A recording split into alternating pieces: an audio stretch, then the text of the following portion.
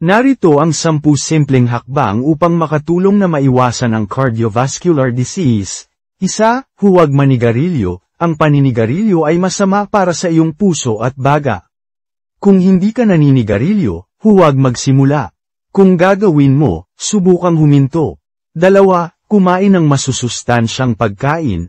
Kumain ng maraming prutas, gulay, buong butil, at walang taba na protina tulad ng manok at isda. Iwasan ang junk food, matamis na inumin, at sobrang asin. 3. Manatiling aktibo. Subukang makakuha ng hindi bababa sa 30 minutong ehersisyo araw-araw. Maaari itong maging anumang bagay mula sa paglalaro ng sports, pagsasayaw, o kahit na paglalakad lamang. 4. Panatilihin ang isang malusog na timbang. Ang pagiging sobra sa timbang ay maaaring magdulot ng dagdag na pilay sa iyong puso. Ang pagkain ng malusog at pananatiling aktibo ay makakatulong sa iyong mapanatili ang isang malusog na timbang. 5. Limitahan ang alkohol. Ang pag-inom ng labis na alak ay maaaring makapinsala sa iyong puso. Kung umiinom ka, gawin ito sa katamtaman. 6. Pamahalaan ang stress. Ang stress ay maaaring makaapekto sa iyong puso.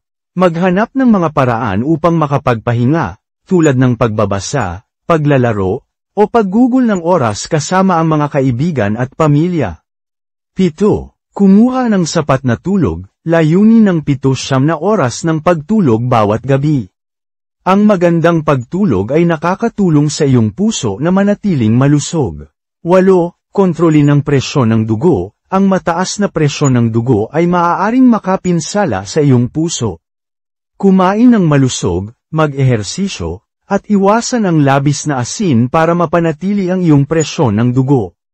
9. Suriin ang mga antas ng kolesterol. Ang mataas na kolesterol ay maaaring makabara sa iyong mga ugat. Kumain ng masusustansyang pagkain at regular na magpasuri para mapanatiling normal ang iyong mga antas ng kolesterol. 10. Manatiling hydrated. Uminom ng maraming tubig araw-araw. Ang pananatiling hydrated ay nakakatulong sa iyong puso na magbomba ng dugo ng mas madali. Ang mga hakbang na ito ay makakatulong na mapanatiling malusog ang iyong puso at mabawasan ang panganib ng mga atake sa puso at mga stroke. Para sa iyong mga libreng konsultasyon sa kalusugan, i-email sa akin ang iyong mga tanong sa https://dinahealthworks.com